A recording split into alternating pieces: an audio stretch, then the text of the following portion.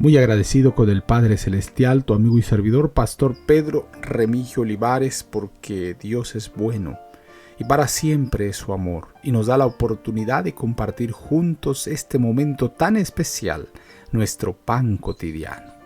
Reverentemente busquemos al Padre amante en oración. Dios nuestro que estás en los cielos, bendito y alabado sea tu nombre. Oh Padre, impacta nuestra vida con tu palabra. Habla, Señor, a mi alma, habla a mi corazón y permite que mis labios puedan expresar de una manera muy especial este bendito mensaje. En el nombre de Jesús lo agradecemos todo. Amén, amén y amén. Hoy te presento firmeza de principios. Y Daniel propuso en su corazón no contaminarse con la porción de la comida del rey ni con el vino que él bebía. Pidió por tanto al jefe de los eunucos que no se le obligase a contaminarse. Daniel 1:8.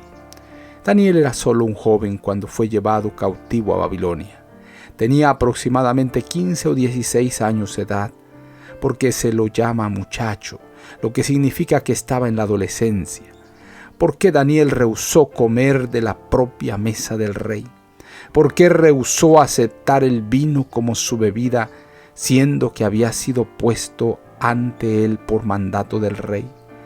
Sabía que si bebía vino, éste llegaría a gustarle y podría preferirlo al agua. Daniel pudo haber argumentado que en la mesa real y ante el mandato del rey no podía conducirse de otra manera. Pero él y sus compañeros tuvieron una reunión de consulta. Estudiaron este tema diligentemente y llegaron a la conclusión de que el vino era una trampa. Estaban familiarizados con la historia de Nadab y Abiú, que conocía por los pergaminos. En aquellos hombres el consumo de vino había incrementado su gusto por esa bebida. Bebieron vino antes de realizar el servicio sagrado en el santuario y sus sentidos se embotaron. No pudieron distinguir entre el fuego sagrado y el común. Con sus cerebros entorpecidos hicieron lo que el Señor había prohibido a los que servían en el oficio santo. La instrucción que se había dado al pueblo había sido atesorada cuidadosamente y compuesta en cánticos y enseñada a los niños para que por medio del canto se familiarizaran con las verdades. Daniel y sus compañeros habían sido educados con referencia a Nadab y Abiú y también con respecto a Abel, Set, Enoc y Noé. Una segunda consideración de estos jóvenes cautivos era que el rey siempre pedía la bendición por estos alimentos y se dirigía a sus ídolos como deidades. Este acto, de acuerdo con las instrucciones que habían recibido, involucraba la consagración total a una divinidad pagana. Daniel y los tres jóvenes dedujeron que sentarse a la mesa donde se practicase tal grado de idolatría era deshonrar al Dios del cielo. Había muchas cosas implícitas en esta decisión.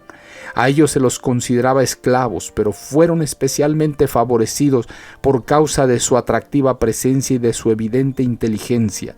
Sin embargo, decidieron que cualquiera de estas actitudes, incluso la de sentarse a la mesa del rey y comer de su vianda o aceptar su vino, aunque no hubieran de beberla, sería una negación de su fe religiosa. Aunque no lo habían elegido, debían ser singulares. De lo contrario, correrían el riesgo de corromper sus caminos en las cortes de Babilonia, y esto los expondría a toda clase de tentaciones en las comidas y bebidas. Las influencias corruptoras finalmente derribarían todas sus defensas, y de este modo deshonrarían el nombre de Dios y estropearían sus propios caracteres. Manuscrito 122, año 1897. Padre Celestial, gracias. Gracias por la vida de Daniel, de sus amigos que se atrevieron a mantenerse de tu lado en medio de una generación corrupta. Señor, guárdanos en tus brazos de amor. No nos dejes, no nos desampares. En el nombre de Jesús lo agradecemos todo. Amén, amén y amén. Jehová te bendiga y te guarde.